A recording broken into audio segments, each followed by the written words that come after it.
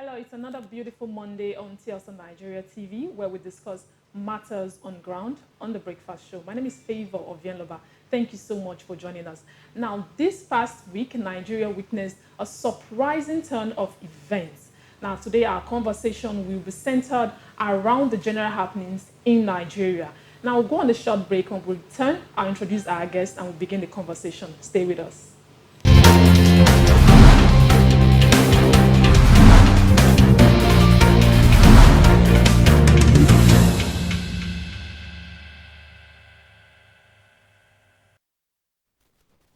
Welcome back. Now I'm joined by my co-host Uzezi, and our guest is a social commentator, the person of Alabi. Please join me. Welcome. You're welcome, sir. Hi, Favour. Good morning. Mr. Tale, you're welcome. Thank you. Okay, so let's begin with the bill for the creation of state police. So I want to find out, is Nigeria ready for a state police, considering the fact that we've had situations where state governors are not be able to pay workers' salaries? Will the state police be solely owned and controlled by the state governors? Yeah, thank you. This is a very good question that I've been hinging to answer, and at every opportunity that I've been given, I've explained. Issue of state police is long overdue. And like every other facet of governance, the fact that states at the moment are grappling or struggling to pay salaries will not in any way hinder the progression of creation of state police. Every part, every sector of governance have provisions. For instance, if there's a budgetary allocation for education, there's budgetary allocation for security. All they will need to do is to increase their votes. They will make provision for that. I don't think issue of fund should hinder or hamper the creation of state police. It's long overdue. Mr. Tyler, you know how we have the budgetary allocation now for the police, right? Yeah. And how they get paid. And we still see how some policemen, in some states come out to actually protest. Yeah. They've not been paid salaries, and some have actually refused to go out to carry out their jobs. Yeah. Some are vexed to the point that you call them for an emergency situation, yeah, and they tell you there's no phone in the van, yeah, to go after the so-called armed robbers and those who tend to attack life of citizens. Don't you think that, excuse me, the state of the police is going to deteriorate if we have state policing? I don't want to agree with that. As a matter of fact, I think it should, not even likely, it should be better off. Why is that? Yeah. One, presently, as you are aware, the salaries of police, the welfare of police has not been committed to the hand of state governors. It's being handled at the federal level. Now, it's not that I'm saying they had sufficient. There's no sufficiency in the provision, in the welfare, in the equipment, in materials and all that. At the same time, that is not to say that what they have on ground is not enough to make things better. I'm aware of some instances where policemen were on rampage protesting that their salaries are not being paid. We even see the police barracks and all sorts, and there's nothing to write them about. I was going to say something about that. You agree with me that police is not the only security agencies we have in Nigeria? Not the only one. I don't want to say this, but I think it's a reality and it's a truth that must be told. I don't think largely it's inadequacy of fund, but I think there's an inherent nature, culture of lack of maintenance on the part of police. I'll give you an example. A few years back, I think it was Dangote, donated brand new vehicles to police formations all over the country. This has to do with some personal ability to maintain maintenance culture generally. If as an individual, if you own a vehicle, don't you know what it costs you to maintain it? And all sorts.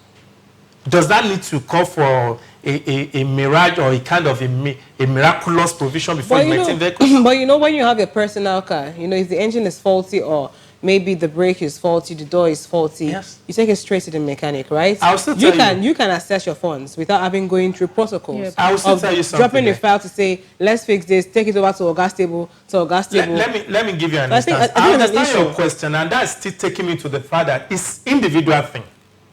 I worked in an organization where I was given an official car. They issued the official car to me, nothing for maintenance, nothing for even fueling. But because I assumed that ownership, I took it upon myself. Till the day I dropped the vehicle, I maintained it. And you say they don't have what, if it's were to be their personal vehicles, don't they have what it costs to do? I'm still But on because this. they believe it's public Still thing. on this It's government. creation It's of government state. thing. But Still is the government. But you State police. to an extent, I Yeah. don't think you are going to blame this policeman. You know why I say so? Yeah. Sorry, Look I at- can blame them. I can blame them. I would not agree with you totally Let me on give you that. an example. Let me give you an example. During the lockdown, I was driving down from Abuja down to Benin. I gave a policeman a ride somewhere in Kogi State. He was going to Lokoja. And we got talking. And in the course of the conversation, the cop came and he was explaining to me that there was a directive. He was to pass a communication to his, I think, subordinate to do something. Right there and then, that one said there was no fuel in the car. And he now asked that one, how much do you need to buy fuel in the car? 1,000 naira? Are you saying you can't afford 1,000 naira to buy the fuel? Penny? The man said, no, if you're not going to give the money for the fuel, the instruction will. Okay. will I clearly- so does that need to get to the gas table I before you clearly, reach I 1,000 clearly naira? understand that fact, right? I clearly understand that sometimes, as Nigerians, most of us are being angry with the police. That is the to an problem. extent. I'm not so happy with the performance of the police we have in Yes. this country. But let's. I don't know. My friend would say, let's call a spade a spade. Yeah, let's yeah, call a we shovel do. a shovel, right? Yeah. We have senators. Yes, You see their allowances, agreed. right? Yes, If the brake of a senator's Hilux Yes. is faulty, yes. he doesn't even need to go through any protocol or anything, Yes. right? They are well taken care of. Care To an of. extent, I just really feel like the Nigerian police are not well taken care of. Like I said Maintenance culture, let's leave that aside. I just really feel, like I you said know, earlier. they are on the streets to protect And lives now, and if they are property of the if they are citizens. state-owned, I Yes. feel the governors might use them for their own personal gains, like using them against oppositions. Yeah, this fear, this palpable fear has always been there. This palpable fear has always been there. You know, one thing we need to understand is this. A step, a journey of a mile starts with a step. As a nation, where there are countries that are not, or there are nations that are not as old as we are in terms of independence, and they are faring far better. Let's take a case of Rwanda, which is nearby, as an example. When Paul Kagame came to government, it wasn't easy. As a matter of fact, it started with iron hand. As at the last time I checked, even private school owners in Rwanda were begging the government to take it over because they had made the public institutions so admirable that nobody was interested in going to a private school again. Yeah. What am I talking about? When you look at leadership, when we talk of leadership, the other day I mentioned here, who is government? We are individually constituted. Government is a name, but what makes it run are individuals. I still go back to the fact that I'm not saying they can't do better in funding the police. A few years back, there were couples of cases in courts on issue of who embezzled what, who embezzled what. Individuals, I don't want to mention it, took charge or who were placed in charge of attending to the welfare of these people. Come out the whole thing. Now that you talked about embezzling of funds, let's Yes. move over to the Petroleum Industry Bill. Yes. It's a very welcome idea. Yes. We're all happy about it because it's been on ground for almost 20 years. Yes. Now, I want to ask, will it curb the corruption happening in Niger Delta? Because we're already seeing things unfolding due to the sharing percentage that is allocated to the host communities, which is 3%, and they're agitating for 5%. So will it curb the corruption in Niger Delta? I will answer you right on, no. Okay. Corruption is deep eating, right? Not just corruption is deep hating. It's, as of this morning, I want to take my stake on corruption is something that is part of our system. Okay. When Buhari was to come into governance, one of the things that I personally took upon myself to campaign for him was because when I was doing my first degree, then when I was doing my project work, I forgot the name we call it now, I wrote something on ethical orientation during the military role, a case study of war against indiscipline. I read in depth into what he did and all that. And when he came to power, staying in Abuja, working in Abuja, practicing in Abuja, that one of the things I first noticed was, let me use NNPC as an example. I'm not digressing, I'm coming to a point. The day Buhari was sworn in, the following Monday, I was shocked to see buses of NNPC staff on the road as early as 6:30 a.m. Everybody was rushing to get to work. Without any order, without any instruction. You're like a test. Now, at the moment we have NDDC, you are aware, an individual has cornered it as a pocket money. So, now giving them, let me say this, with every sense of responsibility, I've had cause to traverse some parts of Niger Delta. I'm not happy with what is going on. But I want to say this on record. It's not just the problem of the government, the individuals, and that's why I gave an example. Was NDDC not created for them? The other day I was discussing, I said, how would you justify that we have better road built in Benin City by NDDC? Meanwhile, go to Warri, go to Sapele, they didn't do such. But if you go deeper, you'll see that it's not about the NDDC. It's about the people monitoring, the people in charge of running the NDDC. I think that's where most of the faults come from when it comes to petroleum. I'm not saying the 3% is enough. It's far below what it's supposed to be. As the host community. As a matter of fact, I think one of the things that will solve the problem is not even the passing of the Petroleum Bill. Yes. Until when we have what we call true federalism. For example, take a state of Texas as an example. From my record, I think that Texas was the last state to join the union. They control their oil. They give to White House or DC what they want to give on agreements. But then, do they have or do we have same mentality with them? Let me take the case of police we mentioned earlier. Over there, the little experience I had with them, nobody appoints, nobody promotes police officer. It's the community. You see their banners around the corner. So person was like, let's say, a DPO wants to move to the next rank. Sure, it's the community that will vote based on his performance. Because it's open enough, right? It's not issue of open. You work in the community. So, if you have impressed the people, they will promote you. They will vote for your promotion. Now, with all of these issues happening, that has happened in the past week, like I mentioned earlier, do you see any political agenda towards, because 2023 is just around the corner? Of course. So if they are working towards, they have a mission. I will tell you without any fear of contradiction. All these things are politically staged. PIB has been on the board for like almost 20 years. It's been longer than that. Anything to get the attention of the people is what they're actually going to do. Yes. Well, let's go quickly to another matter on ground, like I would like to put it. But don't forget we're live on Facebook, and just go straight to Facebook, TSL Nigeria TV. Drop your comments. We'll be glad to read them. Over the weekend, like Favour said, a lot happened. And now it has gotten to a point whereby kidnappers and bandits and unknown gunmen have now required foodstuff for those they've kidnapped. It is really sad. They asked for rice, beans, oil to feed the students they captured. Mr. Tyler, what do we make of this? Wow. What a country. What a country. It's a time, Nigeria at the moment, we are going through an interesting moment. It's an interesting thing because, when you have a nation that you cannot predict what will happen the next minute. The emir of Kajuru was kidnapped about and somebody said 48 hours ago. Somebody said on Twitter that it go reach everybody hand. Like, they're going to go around. It has gotten there. A colleague of mine, about 50 meters away from his own house, was kidnapped. His vehicle was there, his laptop, his phones, everything. The key was on the ignition. But thank goodness, we got him back.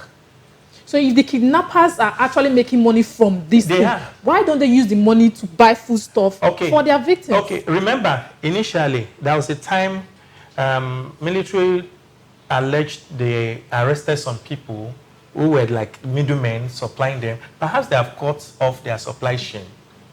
I said.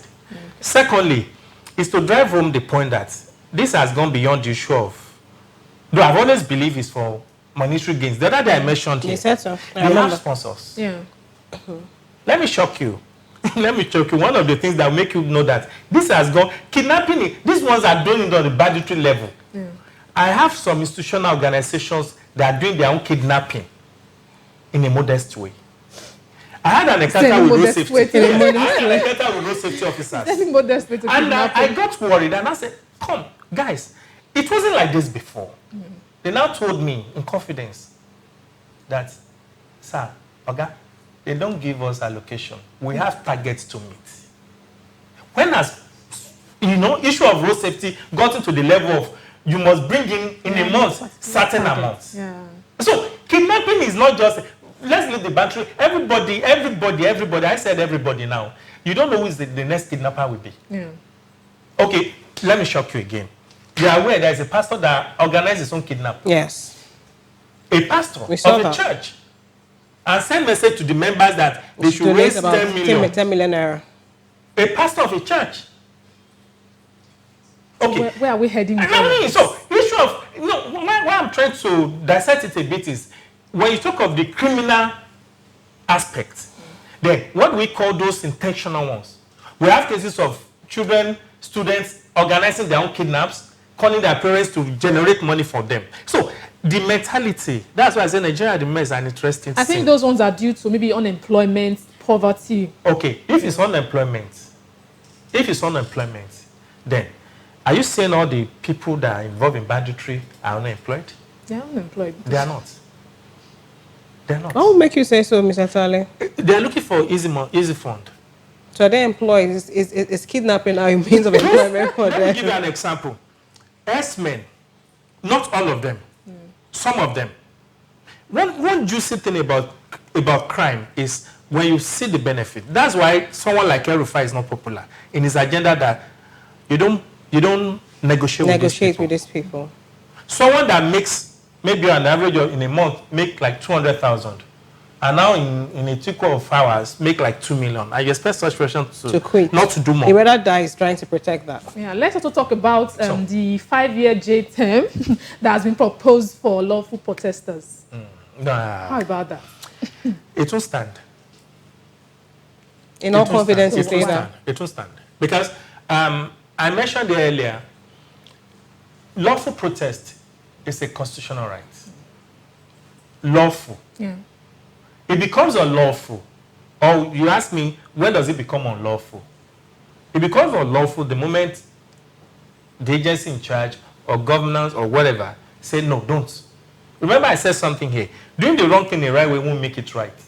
Doing the right thing the wrong way won't make it right. Yeah, so in that case, to hold you to your words, to hold you to your words, sorry, Favour, to hold you to your words, you said, it becomes unlawful. It becomes unlawful when those who wants to go out to protest and the government says no. Yes. Does the government have the right to say no? Yes. To protesters? I explained it earlier and I will explain it again. You have the right to protest. You say you must obtain a report, right? It's the law. You must obtain police clearance. So does that clearance, is it a go-ahead for the protest or yes, to have the agency, to have them as your backup, just in case? If they approve your protest, they've definitely provided. What if this protest not being approved? Then we're practicing democracy. Hold on. We're practicing democracy. But it's joking. You're suffocating the masses from airing their voice. Democracy without regulation would not be democracy. Democracy without... I said it. As a public figure, as a public commentator, as a social commentator, I'm not holding the brief for the government.